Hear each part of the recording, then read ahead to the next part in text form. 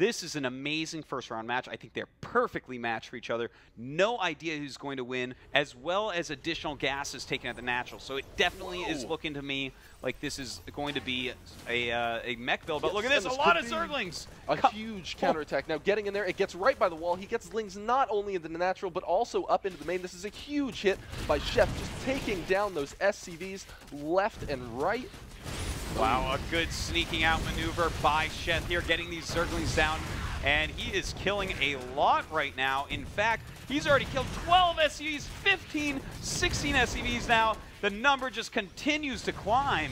Right. And Thorzain, despite having what looks like a cool and fun build that we don't get to see all that often, he's in too much trouble here. He is. He just wasn't able to get down that wall in time. You could see that he was throwing down all of those supply depots out there, and it really just didn't help him out. Place is very annoying. Oh my God, 7 ultras on the way, and what is this? Yep, sneaky banelings waiting in the supply line. Man, Sheth on that next level play. Man. Oh, that is brutal. How many drones was that? Let's take a look. That was many. 19. Yeah, and in fact, you know, you just make a few extra overlords, and here we go. It's a 2 overlord drop, one of the most fearsome ones. Which overlord are the ultras in? And well, they're in those back two, of course. So in seemingly what may have been misplaced aggression out there at the large siege line. Now, up here in the main, we can't see that those ultras are still wreaking a little bit of havoc, but he's got so many my God, Vikings we're back. to be able to land. Oh, these Vikings landing to take on. Oh, look at that micro right there. Beautifully done by Thorzain. What? Oh my. I just saw Vikings fight ultras and not die. They didn't kill them, but they didn't die, and that's amazing. The Thor's coming up. He's just buying a little bit of time, right, for those Thors to get up there. He wants to get in and do the cleanup. Oh, and there he goes, absolutely pummeling down that threat. Thorzain with a pretty decent recovery for, and you know, that's quite right. But let's go back to these command centers, because that's a lot. And yeah, it is going for orbitals. What he wants to do is get the true max of Terran, where you're using mules instead of SCVs. But hold the phone. A lot of roaches run by, and this is he wants to sacrifice supply, but he also wants to do damage with it, and that's what he's going to do. What is he going to target down here? Going after SCVs mostly, but that's okay because he just made 4 more orbitals. And so both these guys kind of trading supply with each other. He wants these roaches to die once again. That's so that he can fit more supply for corruptors and Broodlords. Yeah. Oh man, and those roaches still wreaking havoc down here, taking down SCVs one by one. But Thorzain isn't worried about those SCVs. Like you said, he's added all of those orbital commands already, and he can actually afford to lose these just because of how many mules he can land. Sheth's army actually has potential to win. Oh, wow. So as that push goes, Thorzain is trying to get off a little bit of damage around the bottom of the map, but this is what's important. Those Broodlords are laying down the herd as much as they can, but there are just so many Vikings. The Corruptors are a bit out of place there. It seems like Sheth may have been duly distracted by Thorzain's push across the bottom of the map. And does Sheth have enough time to remax? He's got a lot of resources, but Thorzain's army is so mighty. So much damage being dealt there. While the Broodlords lay down the herd. Well, here we go. It looks like it's all going to happen all over again. His Corruptors are on follow on the one Broodlord, and he's losing them left and right. This could really hurt Sheth in this engagement. In fact, I think it's hurt him entirely too much. He's losing so much here. He has no chance against this huge Viking swarm. And it looks like Thorzain may, after being in such a terrible position, have come back.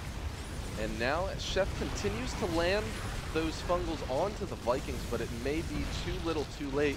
Now, a lot of Sheth's already dwindling supply is now made up of infestors that don't have energy. So he doesn't have a lot of units out on the field to fight. Also, 75 of his supply is already drones, so his workable army is even less than that.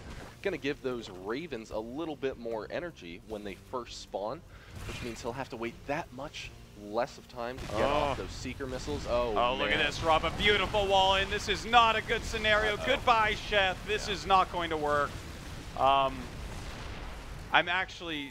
questioning why he even went in there. That was never, ever ever in 1,000 million years going to do anything. So he lost all his investors there. That's the only thing really hurting him now. Oh, and we see Thorzain trying to land that factory up there to add a little bit of a makeshift wall. Now, this wall of Thor's just may be too much. He's pummeling the Ultralisk left and right as the supply of Sheth continues to dwindle. Now, the map is almost mined out, except for the Zergling base.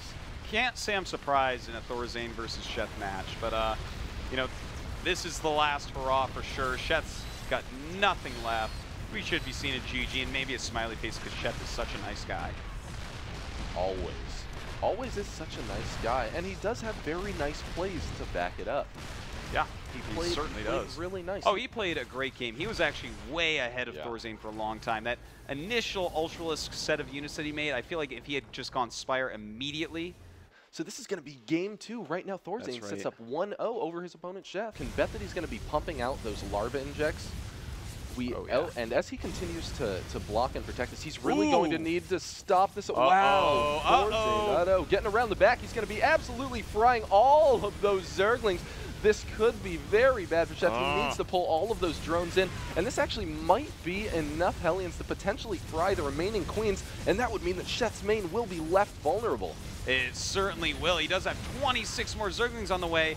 I think Thorzain has stopped his Hellion production, though. He's switching over into Marines, but so many drones going out. Look at this. 8 drones were killed by this, and don't forget the huge amount of Zerglings killed. In fact, let's take a look again at that. Units killed 58. That is a lot.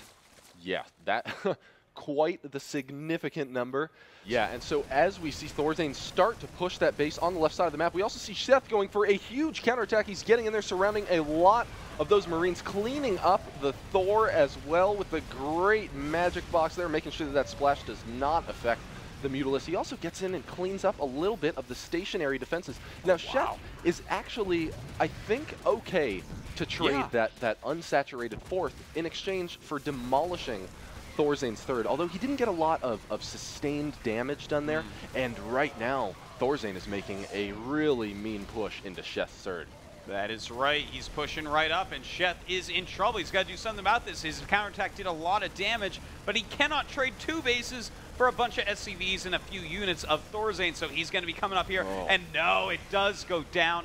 Now he has to decide, what do I do? Do I all in from here? Do I try to fight back? This is a terrible scenario, even though they have very similar supplies. Efficient. Well, we have a lot of Lings and Mutas coming down here. Thorzain is counterattacking, so going down different ways. A nice magic box going on. But the siege tank does kill some Banelings off. Going after the missile turrets now, and there are quite a few. Thorzain trying to repair them and doing a decent job. A lot of Mutas will, in fact, fall here. In the meantime, we do have another base being cleaned up, and it looks like he's going to go after this 3rd once again, and it is not well defended. Well, we have Thorzain pushing down once again. A lot of Banelings coming up. The siege tank sieging and targeting down Banelings. Oh, beautifully. Oh, no, we're going to see a GG in a second. This is... Oh, man. This is bad. Sheth has lost everything. GG! Exclamation point. Well, Sheth. Wow. Thorzain, look at that guy. I mean, if there is a foreigner that might win this tournament, could it be him?